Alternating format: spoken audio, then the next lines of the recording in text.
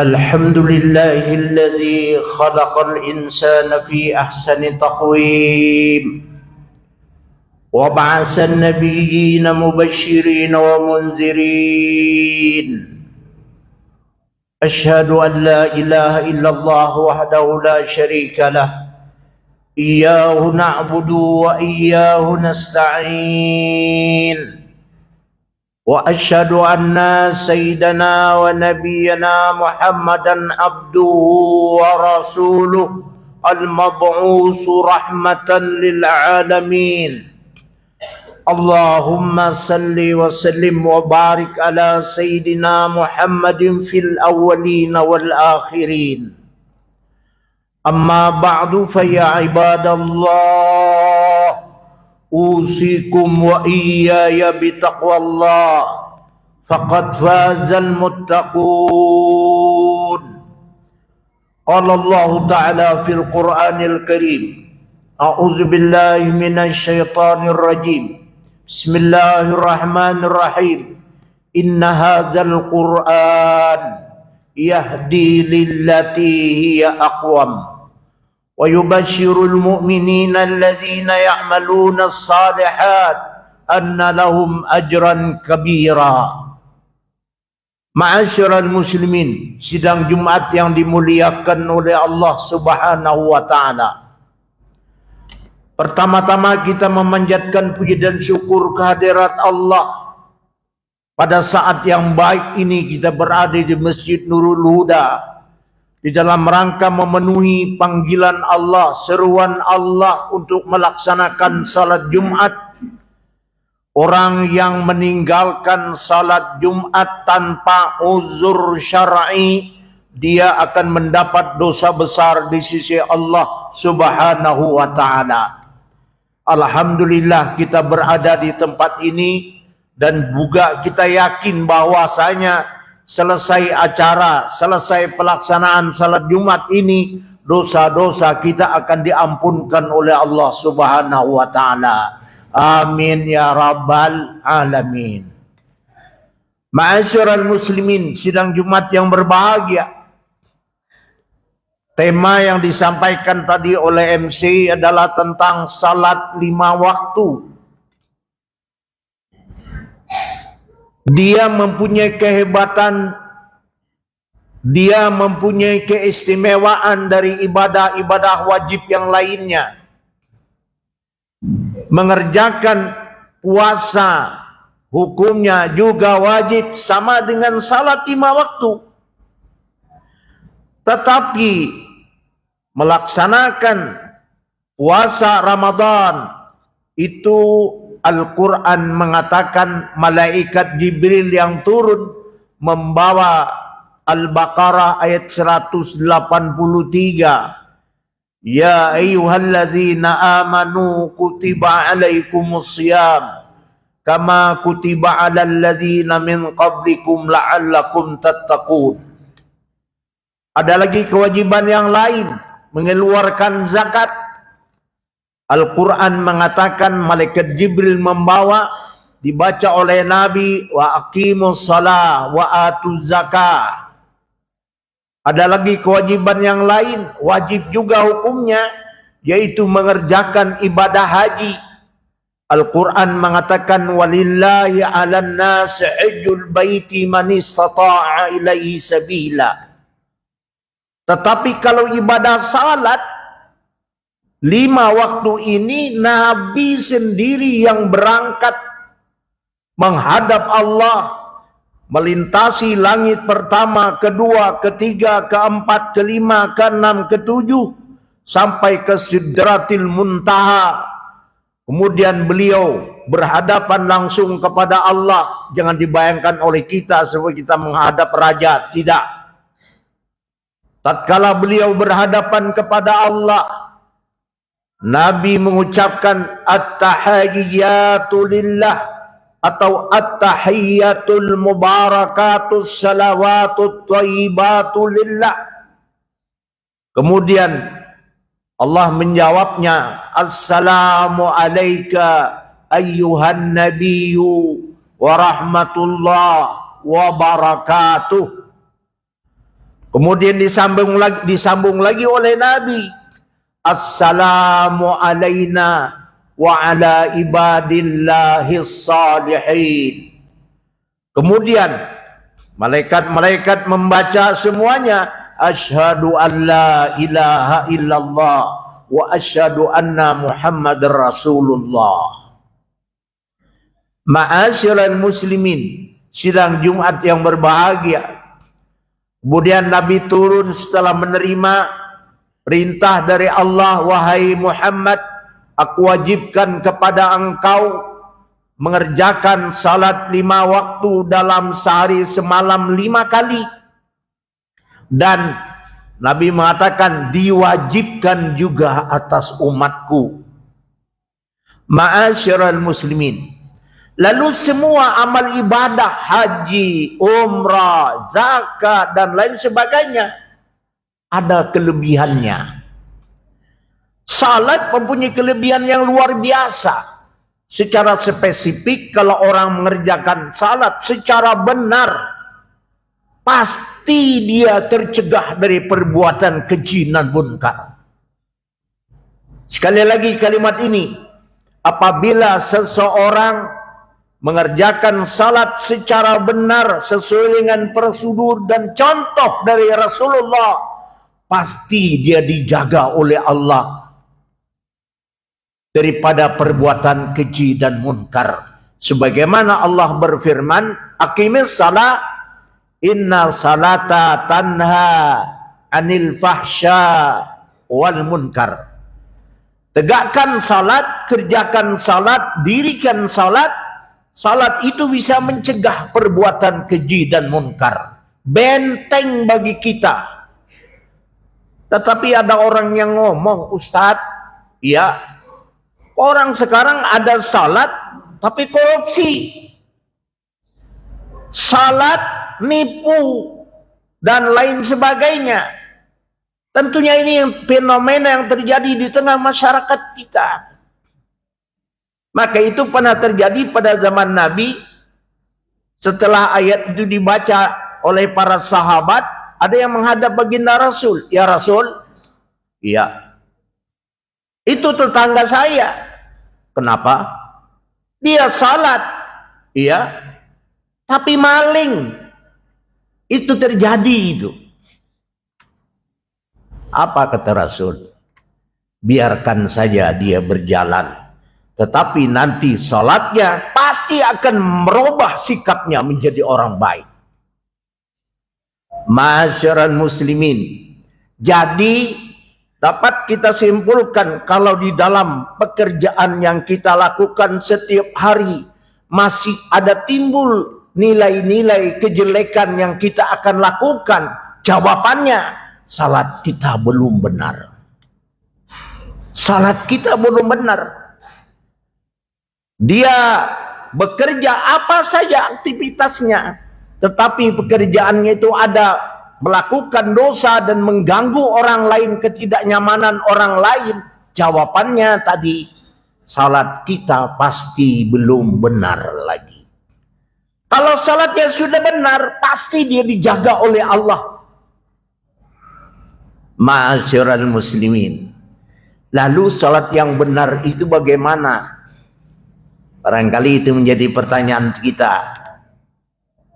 Yang pertama adalah kita kembali kepada fikih. Fikih kita mengajarkan ada syarat sah salat, ada syarat wajib salat. Penuhi dulu itu. Dan ada rukun salat. Lalu rukun salat itu terbagi kepada 3 bagian. Ada yang namanya rukun qalbi, ada yang namanya rukun fi'li, ada yang namanya rukun qauli di dalam ibadah itu. Ma'asyiral muslimin. Maksudnya bagaimana? Supaya kita bisa memahami dengan baik. Apa rukun kalbi itu? Maksudnya salat ini berkaitan dengan hati. Nanti ada orang yang salat, hatinya nggak salat dia. Kemudian ada lagi yang berkaitan dengan qauli. Apa maksudnya? Salat tuh mesti ada yang dibaca. Ada lagi yang berkaitan kepada fi'li, perbuatan. Itu yang Nabi katakan, sallu kama ra'aitumuni usalli. Salatlah kamu seperti aku yang melakukan salat. Direkam oleh hadis Imam Bukhari dan imam-imam yang lain mengatakan, Nabi salat, dia berdiri tegak, kemudian dia angkat takbir, dia angkat tangannya, kemudian dia letakkan tangannya di bawah dadanya, dia ruku, dia sujud, dia duduk antara dua sujud, seterusnya. Ini rukun fi'li. Ma'asyiral muslimin. Jadi kalau seseorang mengerjakan syarat sah, syarat wajib dan rukunnya sudah mereka lakukan, judulnya ibadah itu sah adanya. Judulnya bahasa kita benar. Pertanyaan berikutnya, apakah salatnya diterima oleh Allah Subhanahu wa ta'ala? Maka kita jangan terlalu girang kalau kita sudah puasa, sudah berzakat, mengerjakan ibadah haji, kita sudah bersedekah, berbuat kebaikan. Pernahkah kita bertanya, apakah amal ibadah saya diterima oleh Allah?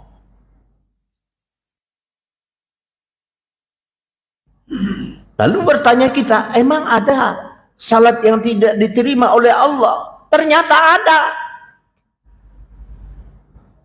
Nabi menceritakan kalau ada di rongga perutmu ada makanan yang sumbernya bukan dari harta yang halal, salatmu ditolak. La yaqbalullahu salatal mar'i fi jawfihi haram. Tidaklah diterima salat seseorang kalau di dalam rongga perutnya ada makanan yang sumbernya daripada yang tidak halal atau haram. Ma'asyiral muslimin, kalau sudah itu berlaku, bagaimana bisa salat mencegah perbuatan keji dan munkar? Jadi perbuatan keji dan munkar itu yang pertama, salatnya sah, diterima oleh Allah. Lalu dia berfungsi tanha anil fahsya wan munkar. Maka oleh karenanya di dalam tahun baru 2025 kita benahi ibadah kita sebaik-baiknya. Kita pelajari.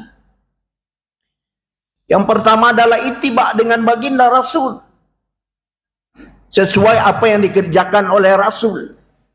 Maka oleh karenanya salat ini sangat amat penting, menentukan orang baik atau tidaknya dilihat salatnya. Nabi juga mengatakan nanti pada hari kiamat yang pertama-tama diperiksa oleh Allah adalah ibadah salatnya. Tapi salatnya itu tidak baik, akan merembet kepada ibadah-ibadah yang lain. Oleh karenanya sekali lagi salat yang kita lakukan hendaknya dibenahi dengan sebaik-baiknya. Mudah-mudahan amal kita, semua amal ibadah kita diterima oleh Allah. Namun inti daripada semua amal ibadah, kalau ada orang berkata dia salat, kenapa Anda salat? Dia menjawab, saya ingin masuk surga. Itu pun kelas orang masih di bawah itu. Kenapa kamu salat? Saya ingin menjauhi masuk neraka. Kelas bawah. Lalu apa intinya salat itu? Hanya satu. Bukan hanya salat, seluruh ibadah, aktivitas yang kita lakukan itu hanya satu kuncinya, keberhasilan atau tidak, menuntut mencari ridha Allah. Selamat kita. Apa artinya pangkat, jabatan, kedudukan kalau Allah tidak ridha? Nggak ada artinya. Mudah-mudahan kita selamat di dunia wal akhirah. Amin ya rabbal alamin. فإذا قرئ القرآن فاستمعوا له وأنصتوا لعلكم ترحمون. أعوذ بالله من الشيطان الرجيم. بسم الله الرحمن الرحيم. يا أيها الذين آمنوا اتقوا الله حق تقاته ولا تموتن إلا وأنتم مسلمون.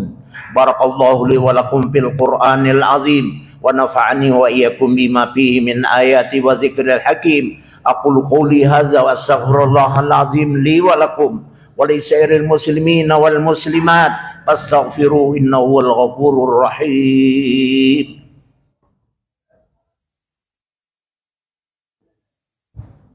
اللهم صل وسلم على سيدنا ونبينا محمد وعلى آل سيدنا محمد.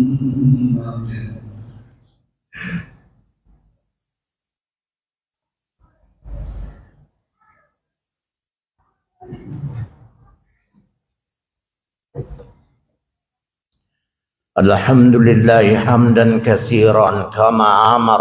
Asyhadu an la ilaha illallah wahdahu la syarika lah irghaman liman jahada bihi wa kafar. Wa asyhadu anna sayyidana wa nabiyyana Muhammadan abduhu wa rasuluh sayyidul khalaiqi wal bashar. Allahumma salli wa sallim wa barik ala sayyidina Muhammad wa ala alihi wa sahbihi masabil ghurar. Amma ba'du fa ya ibadallah ittaqullaha mastata'tum wasari'u ila maghfiratin min rabbikum wa jannatin arduha as-samawati wal ard uiddat lil muttaqin. Qala Allah ta'ala innallaha wa malaikatahu yusalluna 'alan nabi ya ayyuhalladzina amanu sallu 'alaihi wa sallimu taslima. Allahumma salli wa sallim wa barik ala sayyidina Muhammad wa ala alihi wa sahbihi ajmain. Wardallahu anil khulafa'ir rasyidin Abi Bakr wa Umar wa Utsman wa Ali wa la baqiyati sahabati Rasulillah ajmain wa anit tabi'it tabi'ina lahum bi ihsanin ila yaumiddin wa alaina ma'ahum bi rahmatika ya arhamar rahimin. Allahumma ighfir lil mu'minina wal mu'minat wal muslimina wal muslimat al ahya'i minhum wal amwat. Rabbana taqabbal minna innaka antas samiul alim wa tub alaina innaka antat tawwabur rahim. Allahumma aidil Islam wal muslimin. Allahumma ansur ikhwanana al muslimin wal mujahidin fi Palestin. Rabbana atina fid dunya hasanah wa fil akhirati hasanah wa qina azabannar. Ibadallah, innallaha ya'muru bil 'adli wa ihsan wa ita'i dzil qurba wa yanha 'anil fahsya wal munkar wal baghi yu'izukum la'allakum tadhakkarun wa la dzikrullahi akbar.